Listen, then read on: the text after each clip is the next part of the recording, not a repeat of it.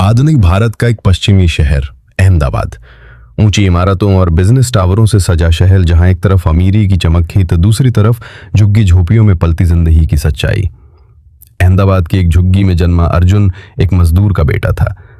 उसके पिता रमेश भाई निर्माण स्थल पर मजदूरी करते थे और मां सब्जी बेचती थी। अर्जुन की दुनिया मिट्टी, धूल और संघर्षों से भरी थी। पढ़ाई उसके लिए एक सपना था जिसे वो अपने पिता की पुरानी किताबों में खोजता था। हर सुबह वो अपने स्कूल की टूटी चप्पल पहनकर जाता और हर शाम लौटते समय उसकी आंखों में एक ही सपना होता, एक दिन मैं बड़ा आदमी बनूंगा। अर्जुन पढ़ने में होशियार था, लेकिन किताबें खरीदने के पैसे नहीं होते थे। वो स्कूल की लाइब्रेरी में घंटों बिताता। जब कभी उसे किताब नहीं मिलती, वो पुराने अखबारों और कबाड़ से ज्ञान बटोरता। उसके सपने साधारण नहीं थे। वो चाहता था कि एक दिन वो भी अपने परिवार को गरीबी से निकालकर सम्मानित जीवन दे। वो हर साल बोर्ड में अच्छे अंक लाता और उसके शिक्षक भी उसकी मेहनत से प्रभावित रहते। कभी कभी वे उसे अपने घर बुलाकर पढ़ाते या पुरानी किताबें उपहार में देते। लेकिन अर्जुन को किसी चीज का अहंकार नहीं था। वो हर चीज को एक साधन मानता, उस मंजिल तक पहुंचने का साधन जहां वो अपने सपनों को साकार होते देखना चाहता था। कक्षा 10 के बाद अर्जुन के पिता का एक्सीडेंट हो गया। घर की आर्थिक हालत और भी बदतर हो गई। अब अर्जुन को स्कूल छोड़ना पड़ा और चाय की दुकान पर काम करना पड़ा। यही वो समय था जब उसने अपने सपनों को टूटते हुए देखा। दोपहर की कड़ी धूप में चाय ले जाते समय जब कोई बड़ा आदमी उसे नीचे समझता तो उसके मन में एक चिंगारी जलती, मैं भी एक दिन इसी शहर में अपनी पहचान बनाऊंगा। अर्जुन ने एक बार हार मानने की सोची भी, लेकिन मां की एक बात ने उसे रोक लिया। अगर तू रुकेगा तो हमारे घर की रोशनी हमेशा के लिए बुझ जाएगी। ये बात उसके दिल में उतर गई।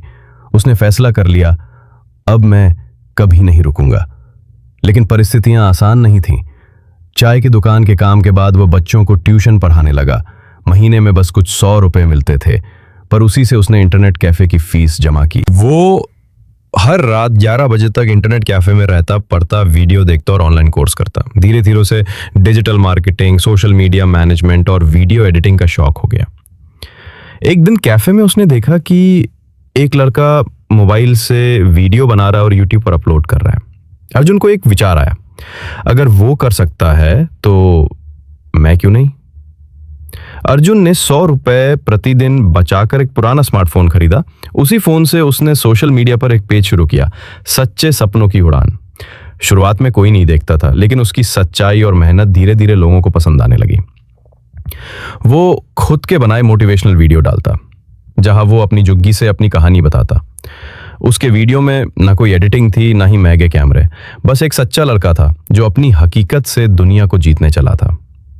धीरे धीरे लोग अर्जुन के वीडियो पर कमेंट करने लगे। किसी ने लिखा, तुम्हारी कहानी ने मेरी आंखें खोल दी। दूसरे ने लिखा, तुम जैसे लोग ही असली हीरो हो।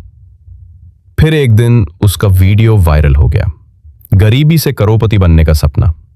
लाखों लोग जुड़े और अर्जुन को छोटे ब्रांड से प्रमोशन के ऑफर आने लगे। संघर्ष और सफलता की ओर यात्रा। पहली कमाई 5,000 रुपए की थी, लेकिन अर्जुन ने उसे खर्च नहीं किया। उसने एक सेकंड हैंड लैपटॉप खरीदा और खुद की डिजिटल मार्केटिंग एजेंसी शुरू की, उड़ान डिजिटल सर्विसेज। वो सुबह दुकान पर काम करता, दोपहर में क्लाइंट्स को कॉल करता और रात में प्रोजेक्ट्स पर काम करता। धीरे धीरे उसका नेटवर्क बढ़ता गया। एक बार एक एनजीओ ने उसे सोशल मीडिया कैंपेन के लिए काम दिया। अर्जुन ने वो काम इतना ईमानदारी और क्रिएटिविटी से किया कि वो एनजीओ उसका स्थायी क्लाइंट बन गया।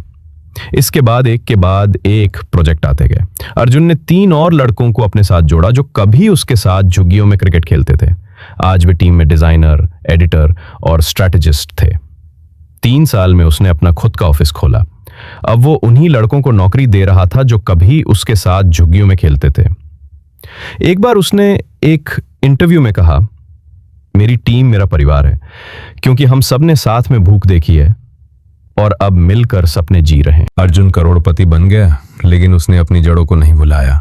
वह हर महीने एक गरीब बच्चे की पढ़ाई का खर्च उठाने लगा। उसका सपना अब केवल अपना नहीं था। वो चाहता था कि हर अर्जुन अपने सपनों की उड़ान भर सके।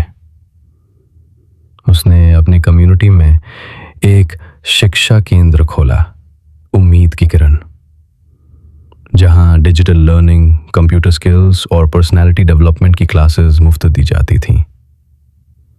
वो बच्चों को बताता, तुम्हारे पास अगर स्मार्टफोन है तो तुम्हारे पास दुनिया बदलने का एक टूल है। उसे बस सही तरीके से इस्तेमाल करना सीखो। नैतिक संदेश। अगर सच्ची लगन हो, मेहनत का साथ हो और खुद पर विश्वास हो तो कोई भी लड़का, चाहे वो झुग्गी में जन्मा हो या महल में, अपनी तकदीर खुद लिख सकता है।